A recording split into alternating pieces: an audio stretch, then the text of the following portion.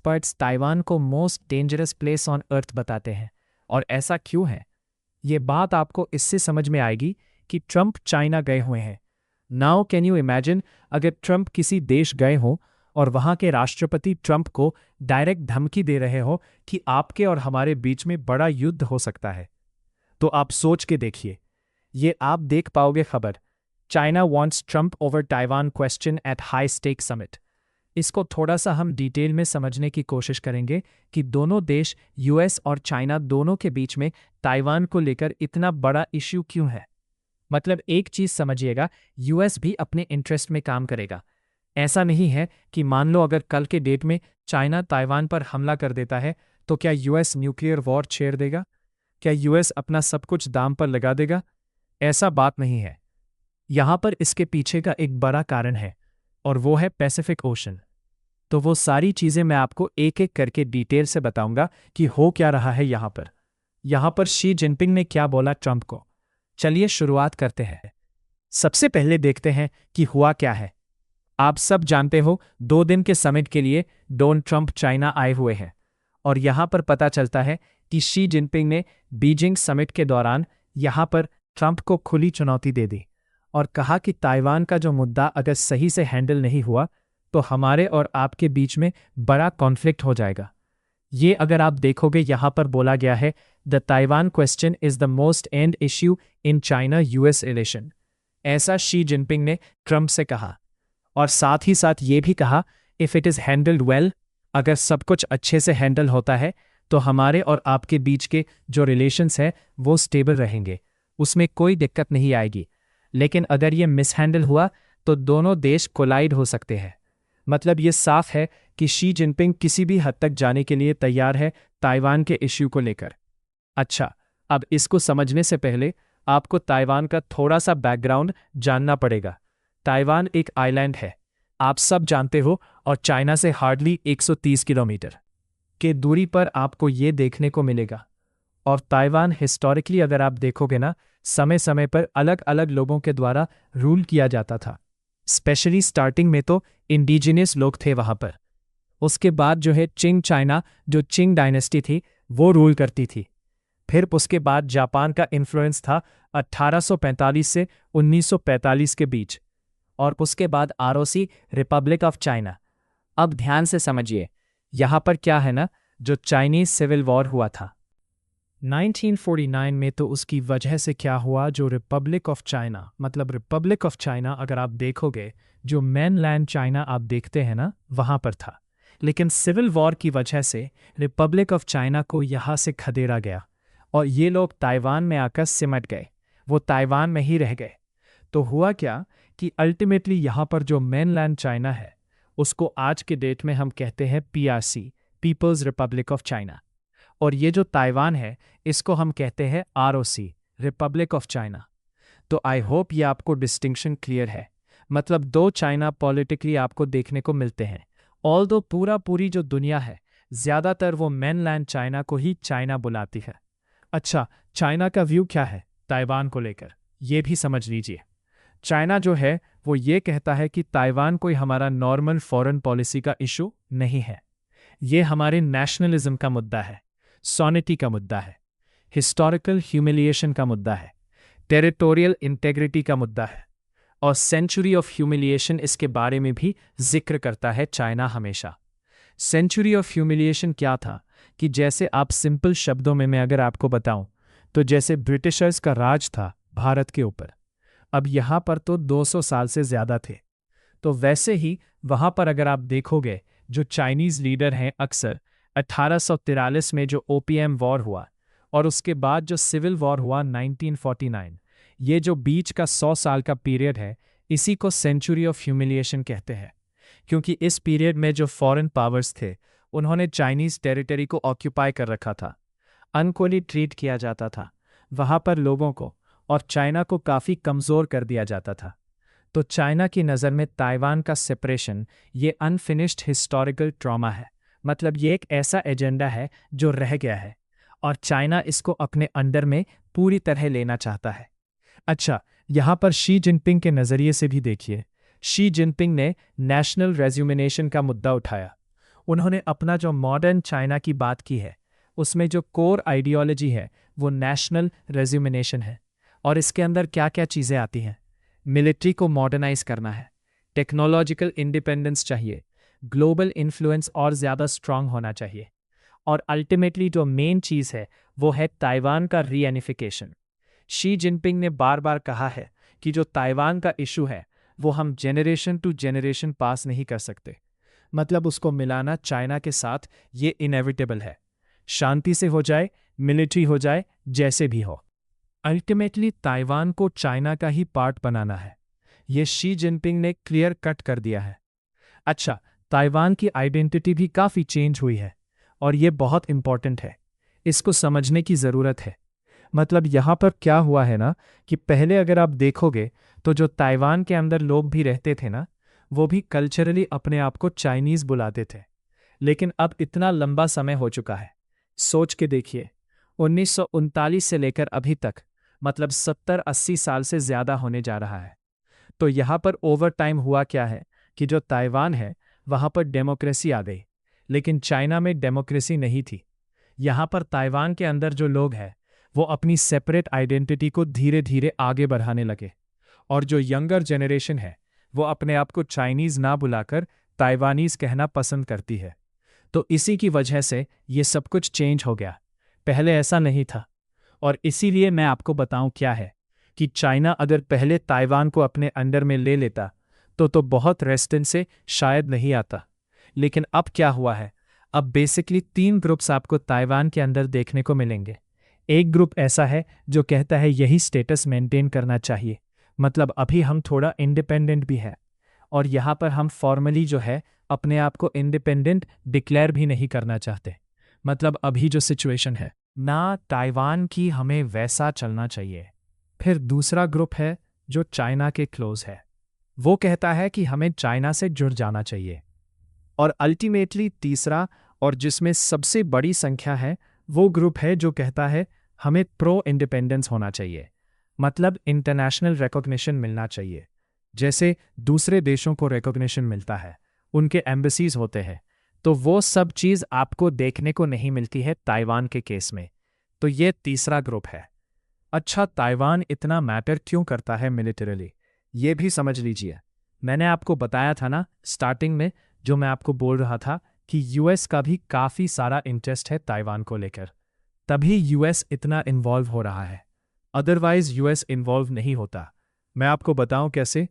Taiwan अगर आप देखोगे वो फर्स्ट आइलैंड चेन पर लाई करता है। अब ये फर्स्ट आइलैंड चेन है क्या? ये जैसा कि आप देख सकते हो, ये रहा आपका चाइना का मेन लैंड, ठीक है। ये कोस्टल एरिया है और यहाँ पर चाइना को रोकने के लिए यहाँ पर कई आइलैंड्स हैं। जैसे एक तो जापान आपका है, ये उसके कई सारे आइलैंड्स यहाँ तक हैं। फिर उसके बाद जो है ताइवान आ जाता है, यहाँ पर फिलीपींस आ जाता है। मतलब चाइना का जो एक्सेस है पैसिफिक ओशन में वो रिस्ट्रिक्ट करता है ये जो फर्स्ट आइलैंड चेन आप देख रहे हो, इसी को फर्स्ट आइलैंड चेन कहते हैं। उसके बाद सेकंड आइलैंड चेन है, लेकिन ये बहुत मजबूत नहीं है क्योंकि बहुत ही छोटे छोटे यहाँ पर आइलैंड्स हैं। लेकिन यूएस क्या चाहता है? यूएस कभी भी नहीं चाहेगा कि चाइना अपने आप को पैसिफिक ओशन में एक्सपैंड करे। अब इमेजिन करके देखो कि अगर ताइवान अंडर में आ जाता है चाइना के, अगर चाइना टेक ओवर कर लेता है ताइवान पर, तब तो चाइना पूरी तरह से पैसिफिक ओशन पर धीरे धीरे अपना एक्सपेंशन करने लगेगा, और इसकी वजह से यूएस का इन्फ्लुएंस कब हो जाएगा। आई होप अब आप समझ पा रहे होंगे कि क्यों यूएस यहाँ पर नहीं चाहेगा कि ताइवान चाइना के पास जाए, क्योंकि अल्टीमेटली जो ताइवान है वो चाइना के लिए बैरियर का काम करता है पैसिफिक ओशन में जाने के लिए। एक तो ये कारण हो गया। दूसरा है आपका ताइवान एंड सेमीकंडक्टर, दुनिया की सबसे एडवांस्ड और बड़ी company TSMC, Taiwan semiconductor manufacturing company, ये दुनिया की world's most advanced chip manufacturer है। आप सोच के देखिए, चाहे एआई सिस्टम हो, स्मार्टफोन हो, मिलिट्री सिस्टम, सैटेलाइट, हर चीज़ में इनका चिप इस्तेमाल होता है, और बहुत से देश डिपेंडेंट हैं, चाहे यूएस है, Japan, south Korea, in fact Bharat और ताइवान वॉर की वजह से यहाँ पर मेजर शॉर्टेजेस हो सकती है, इकोनॉमिक रिसेशन आ सकता है, टेक्नोलॉजिकल डिसरप्शन हो सकता है। अच्छा, अब क्वेश्चन ये है कि अमेरिका क्या स्ट्रैटेजी अपनाता है। America basically strategic ambiguity maintain करके रखता है। अब ये है क्या, समझिए, यूएस की जो पॉलिसी है वो काफ़ी इंटेंशनली कॉम्प्लिकेटेड है। ऑफिशियल पोजीशन क्या है यूएस का, और यूएस ये कहता है कि हम मेनलैंड चाइना जो पीआरसी है, पीपल्स रिपब्लिक ऑफ चाइना, उसको रिकॉग्नाइज करते हैं, वन चाइना पॉलिसी को फॉलो करते हैं। लेकिन साथ ही साथ अमेरिका क्या करता है, ताइवान के सेल्फ डिफेंस को भी सपोर्ट करता रहता है। और इसीलिए अमेरिका में एक कानून पास हुआ था, ताइवान रिलेशंस एक्ट, जिसके तहत अमेरिका ने यह कहा था कि हम अनऑफिशियली ताइवान के साथ रिलेशन रखेंगे, आर्म्स की सेल करेंगे ताइवान को, ताइवान के डिफेंस में सपोर्ट करेंगे। तो इसकी वजह से स्ट्रेटेजिक एम्बिगिटी क्रिएट होती है। इसका मतलब ये हुआ, यूएस जानबूझकर अपना स्टैंड क्लियर नहीं रखता है। मतलब यहाँ पर अपना एम्बिगिटी मेंटेन करते हुए अमेरिका ये सोचता है कि जैसे मान लो अगर कल के डेट में अमेरिका कह देगा कि हम ताइवान के साथ नहीं हैं, तब तो चाइना क्या करेगा, तुरंत ताइवान को अपने अंडर में टेक ओवर कर लेगा। लेकिन जानबूझकर यूएस ऐसा नहीं कह रहा है, ताकि चाइना को डर हो, ताकि वो ताइवान पर अटैक करने पर से 10 बार सोचे। और ताइवान भी अपने आप को फॉर्मली इंडिपेंडेंस डिक्लेयर नहीं कर पा रहा है, तो इसको स्ट्रेटेजिक एम्बिगिटी कहते हैं। अब क्वेश्चन ये आता है कि शी जिनपिंग ने डोनाल्ड ट्रंप को क्यों धमकाया, क्यों वार्निंग दी। कई कारण है। सबसे पहला है यूएस की मिलिट्री का एक्सपेंशन। मतलब यूएस की मिलिट्री अगर आप देखोगे, जो पूरा साउथ ईस्ट चाइना, मतलब ये जितने भी सी वगैरह हैं आसपास, पैसिफिक ओशन के आसपास, ताइवान के आसपास जो नेवल पेट्रोलिंग है, मिलिट्री कोऑपरेशन है, एडवांस्ड आर्म्स सेल्स हो, ये सब कुछ बढ़ा रहा है। तो चाइना को ऐसा लग रहा है कि इसकी वजह से जो वन चाइना फ्रेमवर्क है वो कमज़ोर पड़ता जा रहा है। फिर दूसरा, ताइवान की डेमोक्रेटिक आइडेंटिटी। मैंने आपको पहले ही बताया कि ताइवान के अंदर बहुत से जो लोग हैं वो अब अपने आप को ताइवानीज बुलाते हैं, वो चाइना के साथ नहीं जोड़ना चाहते। तो कहीं ना कहीं शी जिनपिंग को ये बात का डर है कि इसकी वजह से ताइवान को टेक ओवर करने में बहुत मुश्किल आएगी। देखो, किसी भी देश को अपने अंदर में शामिल करना सिर्फ ऐसा नहीं है कि आपने अपनी मिलिट्री भेज दी वो हो गया, ऐसा नहीं। जब तक आप उस देश के लोगों को अपना भरोसा नहीं जीतते, उनको अपने साथ शामिल नहीं करते, तब तक वो पॉसिबल नहीं हो सकता। और साथ ही साथ चाइना की जो मिलिट्री आज की डेट में काफ़ी स्ट्रांग है। और ये भी समझना होगा कि शी जिनपिंग ये धमकी दे पा रहे हैं डोनाल्ड ट्रंप को, उसके पीछे का कारण भी है ना कि पहले जैसा चाइना नहीं रहा है, वो इकोनॉमिकली और मिलिट्रीली काफ़ी पावरफुल हो गया, इसमें कोई डाउट नहीं है। अच्छा, यूएस को क्या कंसर्न है? यूएस को कंसर्न यही है कि इसकी वजह से अगर ताइवान चला जाता है यहाँ पर चाइना के अंडर में, तो यूएस की जो क्रेडिबिलिटी है वो बहुत कमज़ोर हो जाएगी। साउथ कोरिया, सभी को लगेगा कि भाई यूएस तो हमें बचाने वाला नहीं है। फिर इसके अलावा जो पैसिफिक पावर बैलेंस है वो भी बड़ी तरह से शिफ्ट होगा। और साथ ही साथ सेमीकंडक्टर सप्लाई चेन में जो दिक्कत आएगी वो तो है ही है। इसके अलावा अब क्वेश्चन ये है कि मान लो चाइना अगर ताइवान को इन्वेड कर देता है तो क्या होगा। सबसे देखो, स्टेप बाय स्टेप चलते हैं। सबसे पहले मान लो चाइनीज मिलिट्री का एक्शन आएगा, वो नेवल ब्लॉकेड कर सकता है, मिसाइल स्ट्राइक कर सकता है, साइबर अटैक, कई प्रकार की का चीज़ें कर सकता है।